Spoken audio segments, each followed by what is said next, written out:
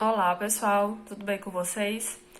Dando continuidade à nossa aula sobre cordados, agora a gente vai falar sobre um dos principais grupos dos cordados, fala sobre vertebrados. Se você ainda não é inscrito no canal, se inscreve, curta e compartilha essa aula. Se você ainda não assistiu a outra aula também, assiste lá, você vai entender melhor essa daqui. Bom, antes da gente entrar nos grupos de vertebrados, propriamente dito, a gente vai ver que os vertebrados, eles têm algumas características bem básicas, tá bom? Então, primeira característica dos vertebrados, né, que é a estrutura que dá nome ao grupo, é a presença da coluna vertebral, né? O nome vertebrados é exatamente por conta das vértebras, né, que compõem a coluna vertebral. E essa coluna vertebral, ela tem uma função primordial, que é proteger a nossa medula espinhal, né, que fica por dentro da coluna vertebral.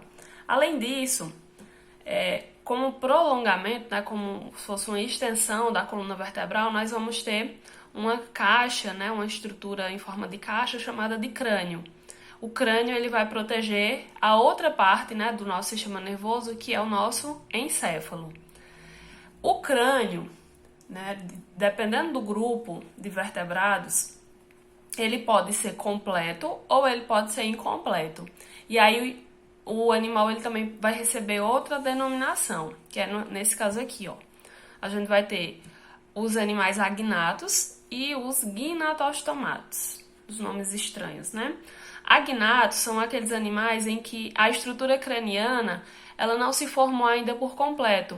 Esses animais aqui, eles não vão ter mandíbula, certo?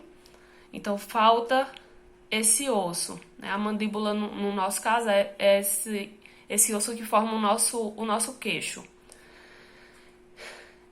E os gnatostomados vão ser os que têm estrutura craniana completa.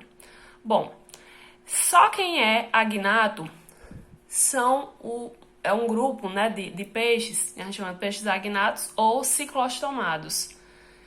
Esses animais, eles são animais muito simples, né? São representados pelas lampreias e pelas feiticeiras, ou peixe-bruxa também, que é um grupo que a gente vai já trabalhar. Mas só pra gente saber, agnatos são aqueles animais que não têm a estrutura craniana completa. E os gnatostomados vão ser os que têm, que vai ser de condríctes até mamíferos. Outra característica dos vertebrados, nós vamos ter uma pequena diferença em relação ao modo como os animais eles tendem a manter a temperatura corporal. Existem alguns vertebrados em que a temperatura do corpo ela varia de acordo também com a temperatura do ambiente. Esses animais eles são chamados de animais ectotérmicos. Geralmente são animais que, em épocas muito frias, eles tendem a se esconder e costumam sair, né, em épocas mais quentes. Eles se escondem em épocas frias para tentar manter o seu metabolismo, certo? E para que a temperatura também não baixe demais.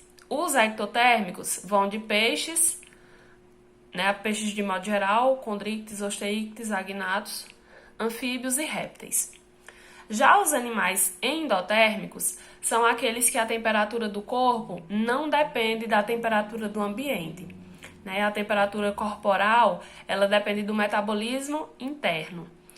Então, vão ser os endotérmicos, também chamados animais de sangue quente. Nos endotérmicos, nós vamos ter aves e mamíferos, certo?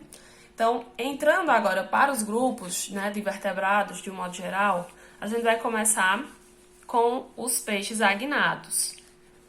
Como a gente falou, são aqueles que não vão ter estrutura craniana completa. Vou mostrar aqui uma imagem. Aqui a gente tem a boca de uma lampreia. Aqui a gente tem, né, a lampreia.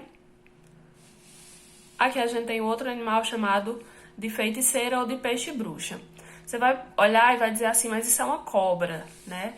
Os peixes agnatos, eles geralmente têm esse formato de serpente, né? Mas eles são peixes. Primeira coisa que a gente vai observar nos agnatos é que eles não têm nadadeiras pares as nadadeiras elas são ímpares, eles também não vão ter escamas, eles têm um corpo bem lisinho. A outra característica é que eles vão ter esqueleto cartilaginoso.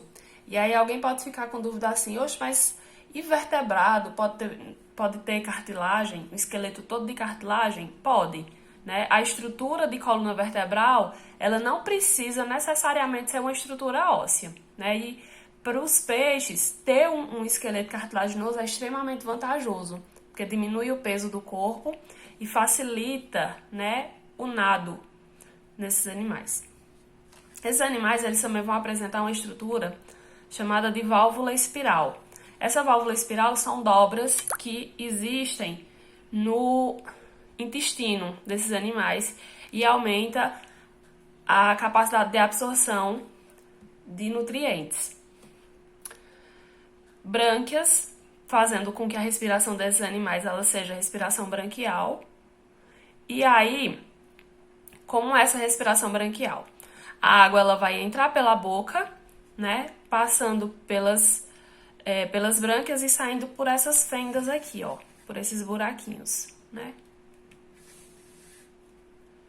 Outra estrutura é essa boca circular, né, que a gente observa aqui na lampreia. Essa boca circular aqui, ela facilita a alimentação do animal, tendo em vista que eles não têm a mandíbula.